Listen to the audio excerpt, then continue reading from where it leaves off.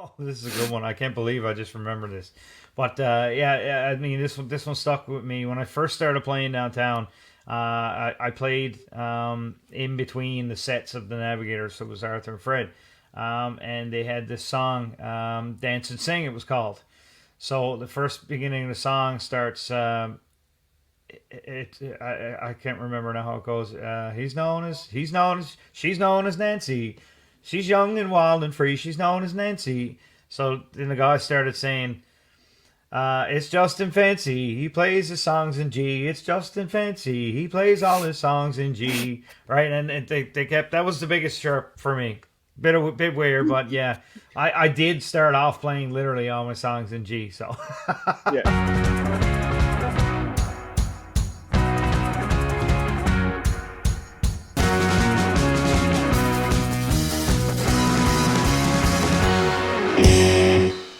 So, Justin, thank you so much for taking the time to come on the show. It's kind of like a laid back kind of podcast, pun intended. Wink at that absolutely, audience. The yeah, audience that doesn't exist. for Uh, sure. I Oh want to boy. I want to ask you to really start off though. In 2020, you won, I think I have it here, the Music NL Country Artist of the Year and the Rising Star of the Year. Now, that's the first time in the history of that awards that you win, like an artist has won both. That's just Yeah. because I wasn't in the running, Justin. I'm sorry to tell you. Like, I dropped out last minute. I was just like, man, like my talent is just so far above. No. uh, but tell me, what does that do for your career, not only in Newfoundland, but like throughout Canada? Because I know it's still a Music NL Awards, but like it's still something that when you go to a show in Toronto, or if you're going to an Ottawa or Vancouver, it's still accolades that someone looks at and says, all right, but he can't be that bad. I completely agree with that, and I think anytime you get recognition for, especially first piece of work that I put out to the world, that was it was my first album, and just to see that from the industry and obviously the people that are listening to the music, I mean, it just means a lot. It motivates you, it inspires you, and then fast forward to this year, and I won the Entertainer of the Year, so that's at the EC Mays, so that kind of that boosted me again. I mean, again, any time you can get any accolades for your own craft and what you do, and I've gotten a lot of feedback on my songwriting, and there's been a lot of people reach out and say, hey, I can relate to that, and I mean, it's a songwriter's dream. You write a song so that other people can relate and enjoy the music and kind of feel the music, right? So that's what you try and do as a songwriter, and there's a tough there's a tough, I guess, boundary when it comes to songwriting. You can get too personal with it sometimes, or you can get less personal with it, and it doesn't really hit the audience the way it should. And from the feedback that I've gotten, I've done a pretty good job with that, which is, and it was something that I just started on a whim, and I just felt that I was ready to record an album. I met my producer Clint Curtis. He's in Springdale, also in Newfoundland, and he's literally changed my life through the production of this first album, and I've been working with him ever since. We've got songs out since, and obviously this new single, "Lay Back Kind of Night." So the I guess for me, receiving these accolades and nominations for awards and everything else, I think it's extremely important for an artist.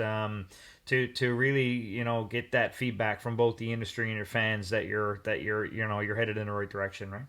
So when you're getting the feedback, I know, because it's a like from a podcast kind of perspective, but it's still kind of in media, in the entertainment. Like, how do you juggle that? Because just say there could be a fan base out there that says, "Oh, I really like this song. How come Mm-hmm. this one isn't the one that you're releasing?"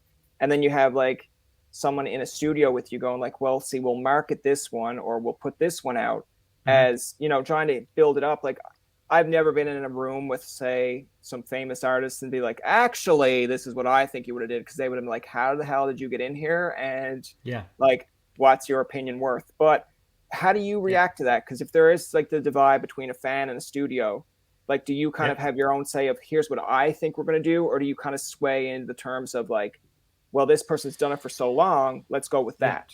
Yeah. So I mean, some of the music that I on I guess release unreleased on TikTok and these places. Like this is kind of becoming a common trend now. You kind of just hey, do you like this song? What do you think of Yeah. this song? Whatever. Try to get a reaction before it's actually released. So there's a lot of that. And there's a lot of talk. One song in particular I haven't released that I played for the first time at George Street Festival in 2021. Played it again this year, and it's becoming. A lot of people are wondering about the song. It's called "I've Got a Keg," and I wrote it with another guy here in St. John's, and we haven't released that yet. And there's people all the time wondering, how come he didn't release this yet? How come he didn't release this? So it's one, it's about timing. Two is, I have a team that kind of a small team at that. I have a publicist, Paula, and she's pretty much a jack of all trades, and she kind of tells me is a song worth releasing, what the timing should look like on that. I also have a radio promoter that would listen to the song and listen to multiple songs. I send him multiple tracks and say, hey, what do you think about this for radio? And he'll give me the feedback. We'll make a decision jointly together. What I've found over the years is that your fans are always going to tell you that everything that you release, everything that you write, everything that you demo is 100% fantastic, and it's going to be a number one hit, right? So you kind of have to, yes, that's it's great, it feels great to get that advice, but you kind of have to go to the people on your team and decide that. What happens in the studio is basically all me. I mean, I co-produce this stuff with my producer Clint. I tell him what to do, and he does it, and he does it very, very, very well.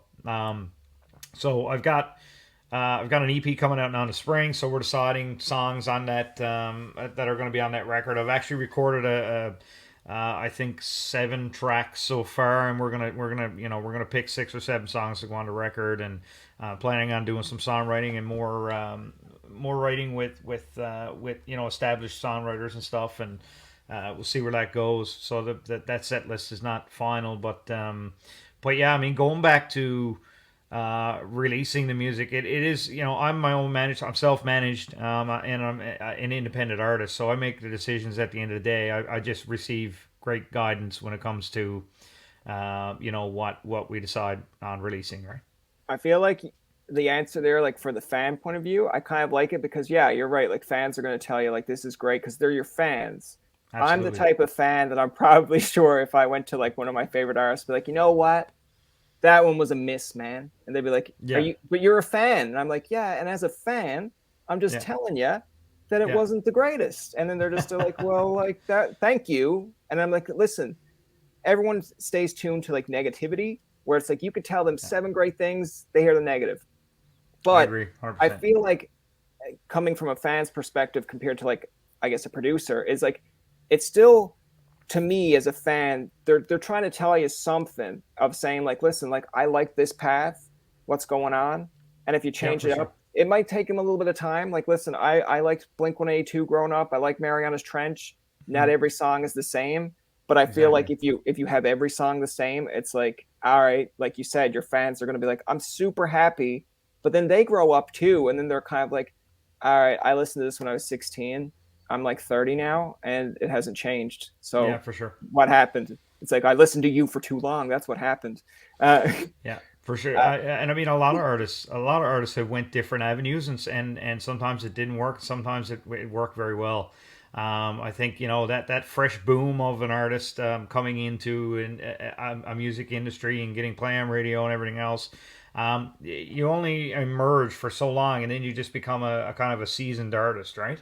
yeah, I know great, great artists who've tried to change things up and had a different sound, different producer, and whatever else didn't work out for them. And some, it skyrocketed them. So it's there's a fine line, and sometimes you get complacent as a songwriter as well if you start writing. If you start out right off the hop writing hit songs or songs that are attractive to radio and you get success with that, there's always a natural knack to want to change the way that because it starts becoming complacent, right?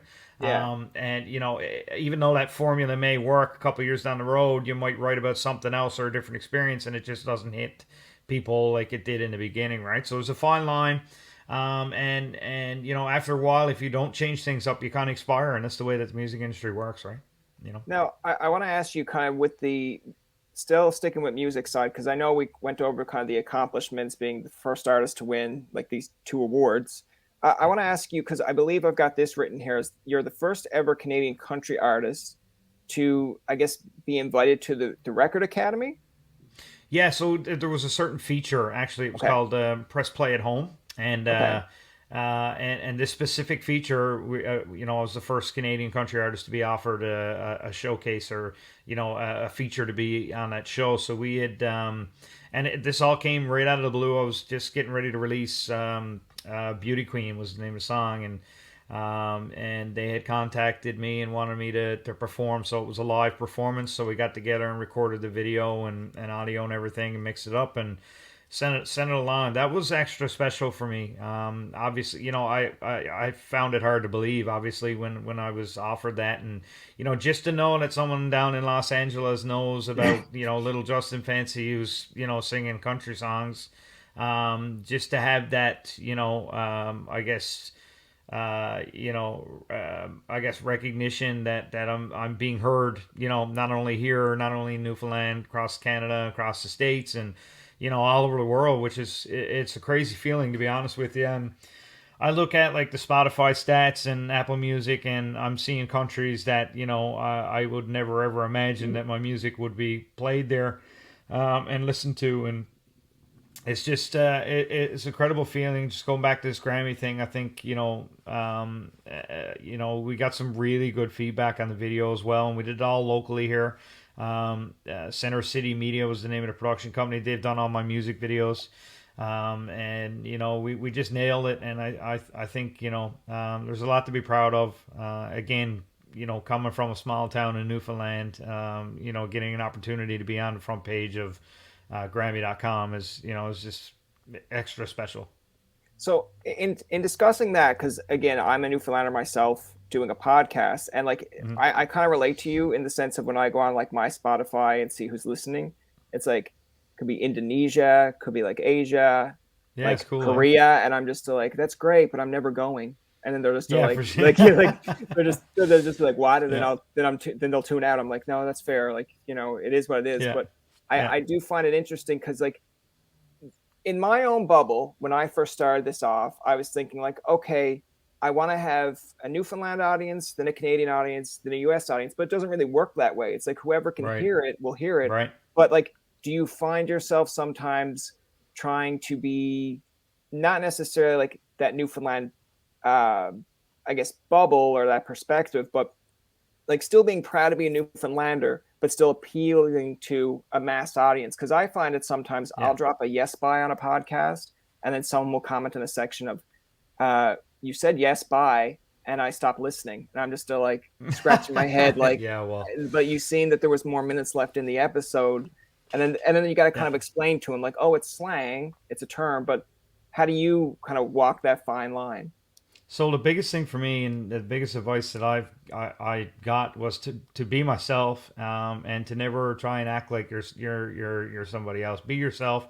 Talk the way that you've always learned how to talk, and say yes by and what are you at today, and all that kind of stuff. I mean, like that was the going back to, I think about going back to last June when Makes Me Wanna got chosen as a Rogers One to Watch. I was a Rogers One to Watch artist. And my song overnight literally started playing on about 20, 25 radio stations, Rogers, right across the country. So it went from like, I think it was spinning at like 82, and it went to 44 the first week on the Billboard chart. So it was a big moment for me. And obviously, I had a few interviews with Rogers and stuff. And I remember Wendy Boomer, we call her, and she's one of the music directors.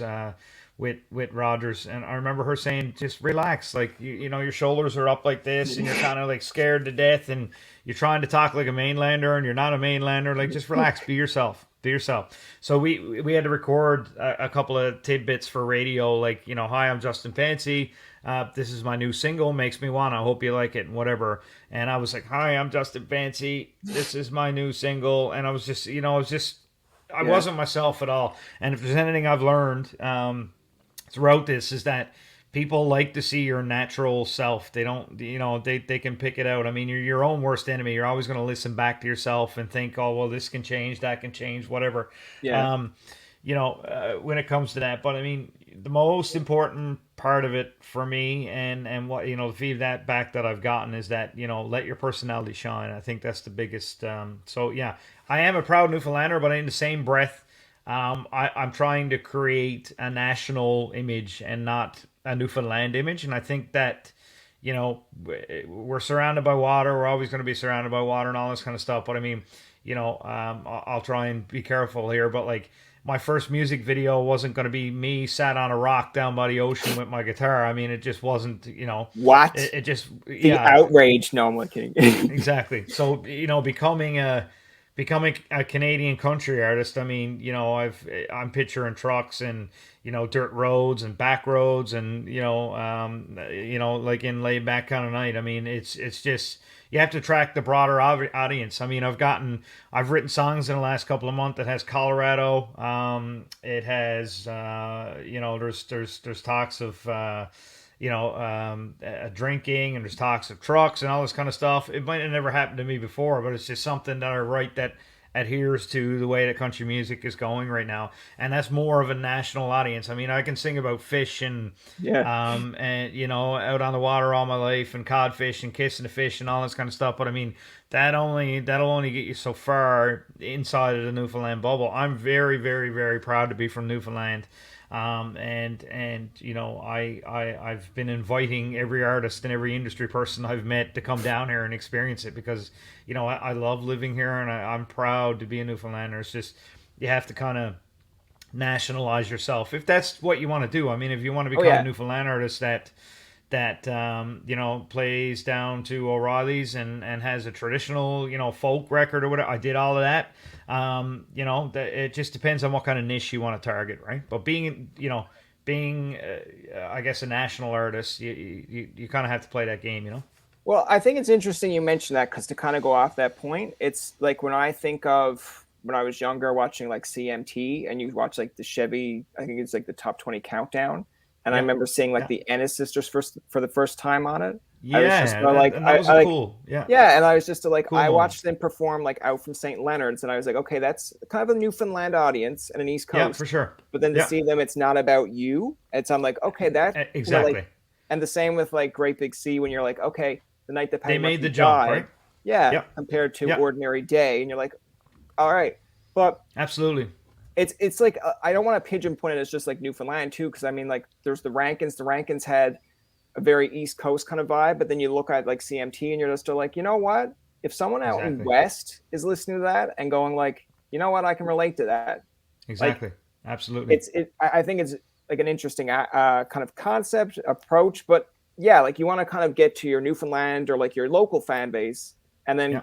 go from there. The other thing I want to ask you a little bit about too is, now I mentioned this to other acts as well, because I like their approach. I know we're kind of coming out of COVID, but like, you had a lot of success kind of during, I call it like the COVID bubble, but like Hmm. that obviously, yes, it helps you in your career, because listen, we're all in lockdown. We're probably all listening to music going, how do we go from here? Like, where do we go? Right. But Mm. during COVID, what kind of things did you do to keep yourself distracted besides music? Yeah, I mean, it had a lot to do with music. I can tell you that, and I think it freed up time for me to actually say I'm going to do this thing, and I think I worked from home, mostly over the pandemic. I'm working from home now, but I didn't have a work from home job when the pandemic started, and I had a day job as an IT person, and I'm still an IT guy with a different company, but.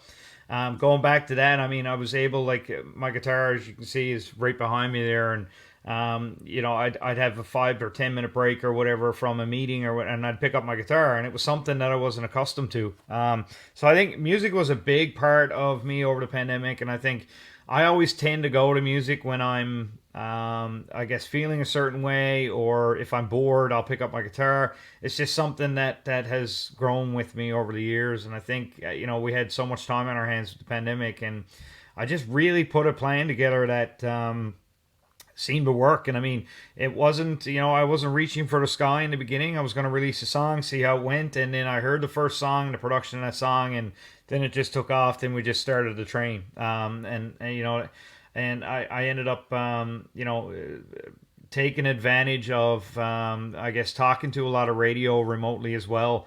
Normally, you do what's called a radio tour, and you go to the radio stations, you travel, and you go to the radio stations, physically. You show up at the radio station, do your interview, and you meet these guys, right? And radio wasn't doing a lot of Zoom meetings or phone calls or anything of that sort. They didn't want anything to do with it. I mean, if you wanted to Yeah. meet them, you had to show up there, right? So a lot of that changed. To my benefit, obviously, because I was able to meet all of these people, through Zoom calls and emails and all that kind of stuff. And the only real thing, and the big component of being an artist was the touring, and that was completely gone. So my first album, I couldn't tour that. I'm hoping to tour this album now coming up in the spring, and I think that's the only real part that has been missing, the only component that, of my career thus far that I haven't been able to really do. I mean, I've played local shows, and I did my CD release actually at Glendinning Golf Club, and that was pretty much in the middle of the pandemic. It was just starting to slow down. The cases were down, and they were just starting to this was on the first wave. When the cases started to go down, they kind of opened things up a little bit more, and then I did my CD release, and that went extremely well. So I've been just chugging along, man. And I mean, there's an engine that you need to start when you do this, when you release music and everything else. A lot of independent artists don't really start that engine. They just release a song and expect that it just hits the world, and it's the biggest hit ever. But I mean, you have to market your music. You have to have a team. You have to have, if you want to target radio, you got to have a radio promoter. If you want to, if you want to do things like we're doing right now on a podcast, or if you want to get on global news or CTV or, any of that kind of stuff, you need someone shopping that around. So there was always something that kept me busy. And it's still, I mean, music is a big, big, big part of what I do in the run of a day. I mean, it never ends. I mean, I think I've got 5 or 6 interviews now. I got a music video coming out on Friday, and it's just it's steady, man, and I love it. I really really enjoy it. Not so much the part of having to repeat myself on how I started playing guitar every single Yeah. time when I was Yeah. 13 and whatever. But just the fact that I guess the media and stuff is interested in what I'm doing because they see, the accolades and everything else. I mean, it means it a lot, and I never ever take it for granted. It's something that, could be gone tomorrow. So I'm just, I'm taking it all in and cheering for the Blue Jays at the same time. But there's so many, I guess there's so many landscapes or like media outlets now, right? Like you're Yeah. right. Like there once was a time that you'd have to go to a radio station and do a hit, and then in turn they'd spin your record. Hmm. Now there's like podcasts, there's like Twitter, there's like you can like promote yourself in the sense, right? Where you didn't Yeah, have for that sure. back in the day. So I Hmm. think it's interesting when sometimes you have an artist, like you said, like they'll come out with a music video now, or anybody really like content creators, and then they get so frustrated where it's like, well, like it's not doing well. I'm just still like, yeah, well, like it's a fast-paced world, and you got to give it things time. Yeah. But I just think it's that much remarkably more interesting, or like kind of, I guess, fascinating. Is like you had an artist like Lisa Loeb in the '90s that wasn't signed at all, and she ends up Hmm. going like top of the charts. But like today, Yeah. you're not really going to get that. Like you have a Charlie No. Puth that does stuff on Twitter or Yeah, Instagram, for and he sure. like releases snippets, and then next minute when it finally charts, it just goes instantly number one because there's kids out there that like, I heard that Exactly. before. Where did I hear Hmm. that before? It's like, Yeah. oh, right, there was a TikTok, but it's the changing of the guard. But Yeah. That it whole is kind world. of interesting. That whole TikTok world is I haven't been able to. I mean, I'm not a I master I've of it. been I've been steady making videos, and these things take time. Like if Yeah. I were to go and play, like the big thing on my TikTok, I've been getting a lot of reaction from is me singing old country and western music. But what a lot of people don't know is that you have to record the audio separately to make it sound decent and attractive when someone pulls it up, or for the algorithm to work the way it does. It's got to Yeah. be good quality audio. not just me playing guitar in front of my iPhone, right? It's you mix the audio, then you have to sync the audio with the video, then you have to make out like you're playing and singing it Oh yeah. live, and you're actually syncing to the audio. So there's a lot of work when it comes to that stuff, and I just don't know how people have so much time on their hands to be doing this stuff. But I mean, all it takes is that one video that gets a million views or something. Way to go! I mean, you look at Robin Ottolini, a Canadian artist, Canadian country artist. She released a song F-150, and it absolutely blew up on TikTok. And this is, she's touring right across the U.S. right now, and Yeah. touring with some of the biggest country artists in the U.S., which is amazing. And she's an amazing performer, and it's just, everybody has their I guess their moment or their time that, they really need to take advantage of it. And she had the right team, the right people around her to make that happen for her. And I'm really happy for that. I think, the biggest thing for me when I first started this, I wanted to learn. And if I have any advice for any emerging artists or independent artists that are, wanting to break through and, believe that their music is what it is, and they want to get played on radio and all this kind of stuff. I did a ton of research, and I had some time. Don't get me wrong, over the pandemic and everything, I learned a lot. But I asked the right questions. I asked to meet with these radio people, and for them to get to know my personality and what my I guess investment in country music was. Was I a one hit wonder or one song kind of guy and then gone trying to get on the radio? And but I've kept it consistent, and my campaigns have been consistent. And I think radio in the world really respect that, which is going back to the advice for anybody that wants to do what I'm doing right now, or what the biggest artists in the countries are doing. I mean, you start a machine, you keep consistent. Songs obviously have to be competitive with everything else. There will be a lot of no's, and you have to be able to take that constructively. I think that's a big thing for artists, because artists have egos. Artists believe No, that they don't. What are you talking about? everything No artist had egos. They're the nicest people in the. No, I'm kidding. yeah, but if you always believe, if you invest time into something, that it's good and it's great and whatever. And then obviously we talked about this before about your family and your friends and your direct fans are telling, oh my god, it's a number one hit, and then you go to radio and radio says, no, we don't like it, bye. Yeah, And yeah, it's a harsh reality. I mean, and it's all of that is, one radio guy might say yes, we love it, and then the next guy says no. And it's just, it's a very, very, very tough business to be in. I have to say. So if there's any advice, do your research, and you feel like you got the music, shop it out there, and get the industry people to give you feedback on your music. I think that's huge, and developing a presence and a consistency is a major key in attempting to have a career in music. I feel like a lot of it, for especially if you're a young artist, especially in this day and age too, it's like with any kind of career, is it's how, as harsh as it sounds, it's like, in order for people to really believe in you, you kind of have to make them believe. Like, it's no good of you Absolutely. going into a meeting and saying, here's what I'm about, and they're like, okay, and if you go, well, that's it, they'll be like, great. But then you kind of have to go, like, it's still like your narrative, but you can go back there in a year's time and be like, all right, look, I'm still pushing, this is what I've done, and I told you this is what I was going to do. And then some Yep. people are like, wow, the ego on that person. Like, you kind of have to have your own little ego, because if you go Man, into a room and someone says, I don't see it, and you're like, you know what, you're right, I'm done, then they're like, told you. absolutely. I did this for years. I waited for someone to come to me, right?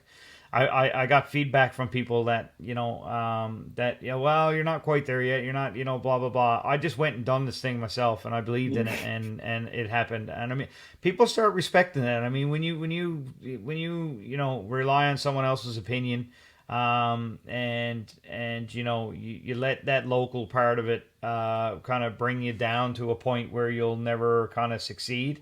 You have to kind of let all of that go, do your own thing and what you believe in. And that's simply what I did. I mean, I believed I could write a song.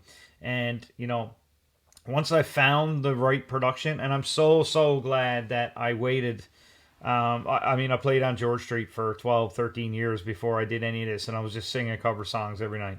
I had my own songs written, never ever put them on display out anywhere because I didn't really believe in it. And whatever, I guess the biggest trigger for me was finding Clint and understanding that Clint, I figured I'd have to go to Nashville or I'd have to go to out west somewhere in Alberta or something in a big studio up there to get the kind of sound that I wanted to get. Because I always had a knack for country radio. It was something, I could do that. I could write a song like that. I know I can. And, I just never invested enough energy in it.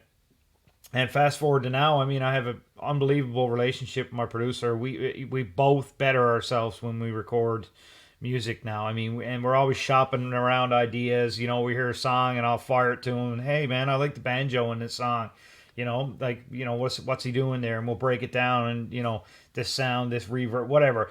All the technical stuff goes in it as well. But I mean, again, the biggest thing for me has always been to just if you believe in yourself, and don't rely on anybody else to kind of lead you along your own way. I mean, Yeah. it's simple, man. If you believe in yourself, go do it. And what's the worst thing that can happen? You say no and you move on, you do your thing, you accept it, and that's it's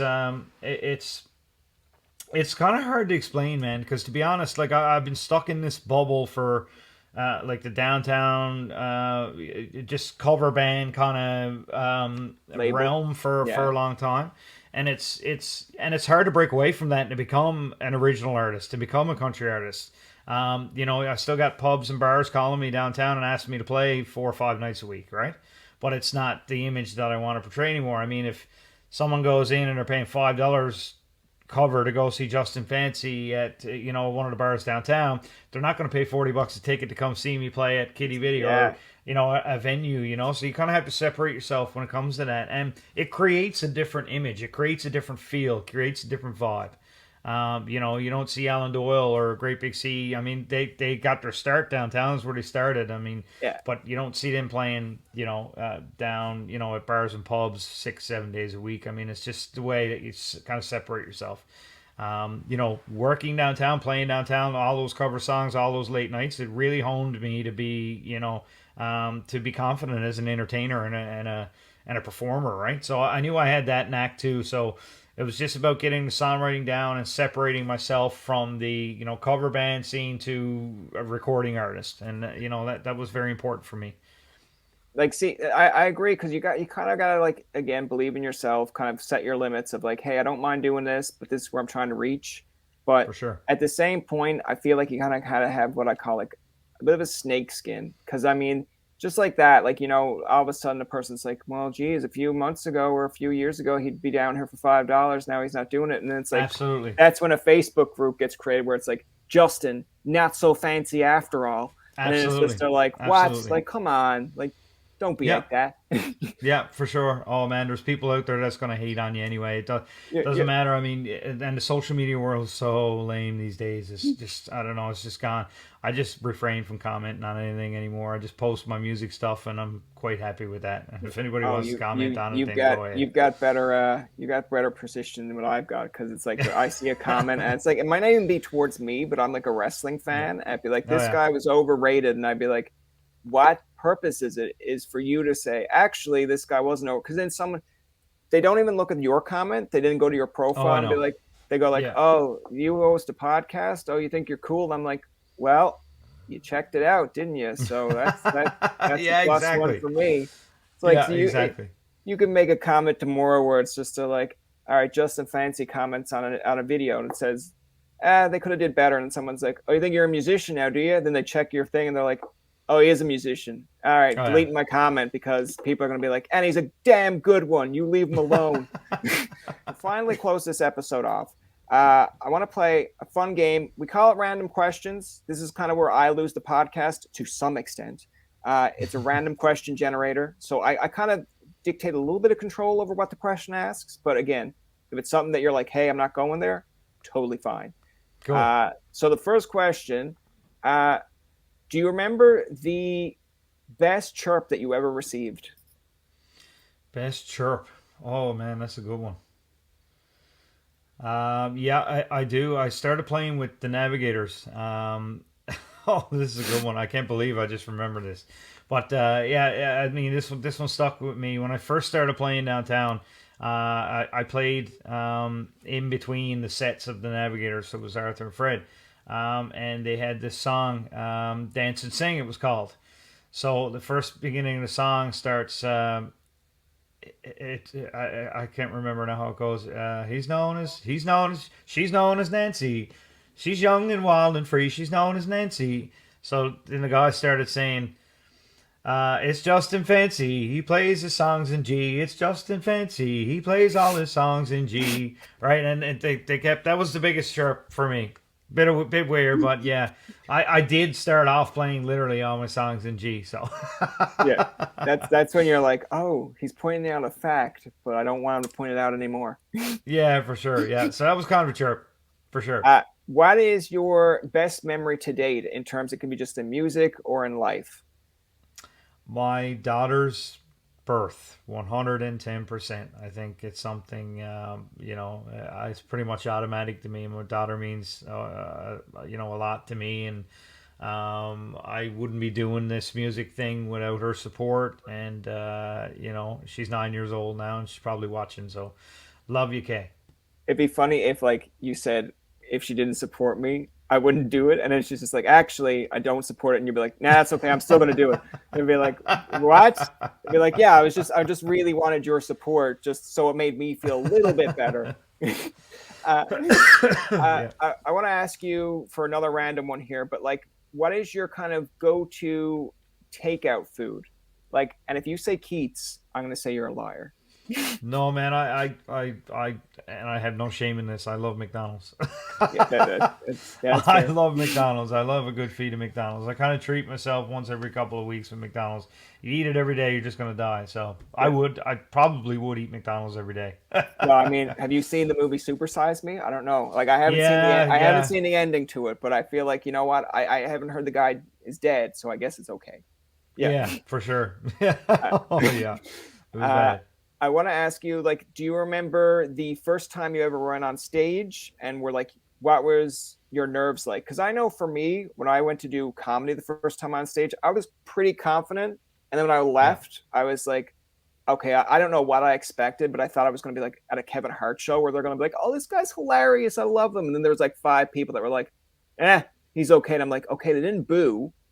It was yeah. okay. So I guess I stay out of here alive. But do you remember the first time you went on stage and where you're like, oh my God? Or was it like, finally, I'm The doing first this? the first stage for me that, and believe it or not, was 2008 in Canadian Idol. It's the first Oh, stage that I yeah, had okay. ever been on, and it was quite. I guess it was a realization moment for me. I didn't have any nerves going in, and as soon as I stepped on the stage, it just all hit me.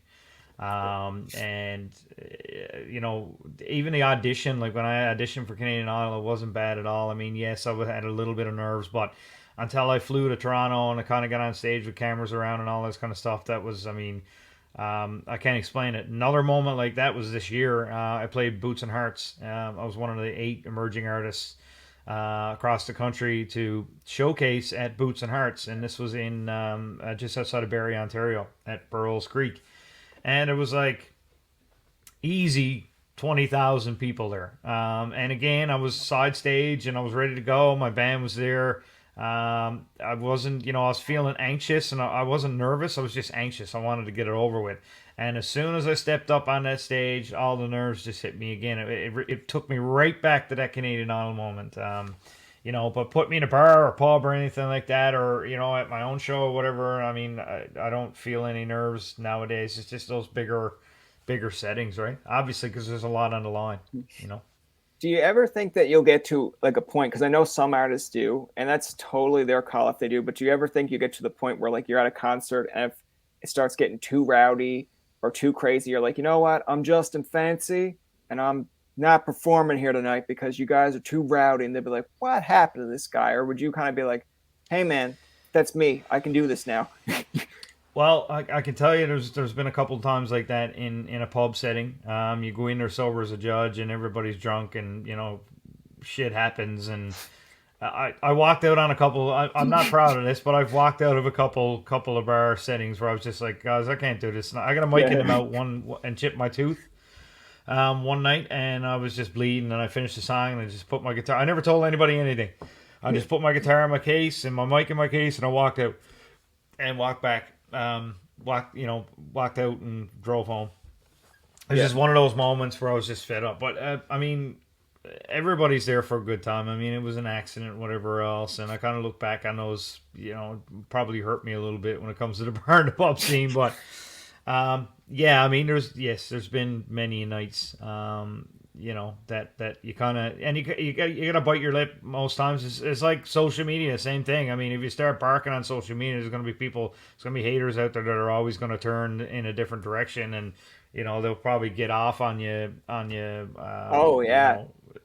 Your anger or whatever else, right? It's just, I've just learned to be very quiet when it comes to that stuff.